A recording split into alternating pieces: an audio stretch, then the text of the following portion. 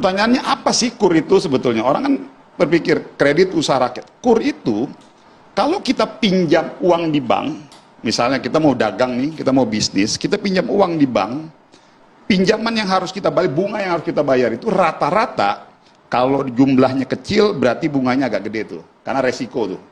Kalau jadi gitu, nah itu rata-rata sekitar 13-15%. Pemerintah melalui program KUR mensubsidi. Akhirnya semua para pengusaha-pengusaha UMKM mereka bisa mengajukan pinjaman dengan bunga 6%. Flat. Nah inilah bentuk affirmative action tadi untuk pemberdayaan dan prinsip keadilan. Oke, ada 1 juta yang kita hapuskan, tapi bagaimana dengan teman-teman yang lain gitu. Nah itu dibuka ruang.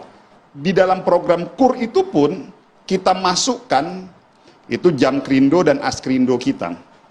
Jadi diberikan asuransi pinjaman untuk menjamin bank. Jadi gini loh, situasi hari ini kita harus pahami, ini ada dua pendekatan nih. Publik yang menginginkan semua itu mudah, tapi bank dengan persepsi dia bahwa pegangan bank itu kan administratif tuh, takutnya nggak balik tuh. Nah maka dari itu, karena pendekatan bank kan administrasi, ada NPL yang harus dijaga. Nah maka dari itu kita top up tuh dengan jaminan asuransi. Jadi dijaga tuh bagi para peminjam-peminjam KUR, kalau misalnya dalam perjalanan ada tadi dalam tanda kutip kredit macet, masuk call 1, call 2, call 3, call 4, dijamin oleh lembaga asuransi kita. Itulah kenapa ada pertanyaan, kok yang KUR tidak masuk dalam penghapus tagihan? Karena semua yang masuk dalam program KUR dijamin oleh asuransi. Tetapi dari itu semua Mbak, saya juga harus fair sebagai pemerintah. Apa yang kita sampaikan ini kan tidak seindah fakta di lapangan.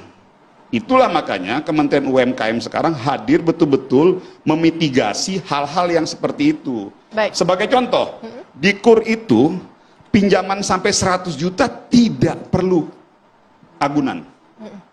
Artinya kalau ke depan ada yang memang membutuhkan jaminan, kan gitu, ya itu sampaikan pada kita. Karena di aturan itu enggak.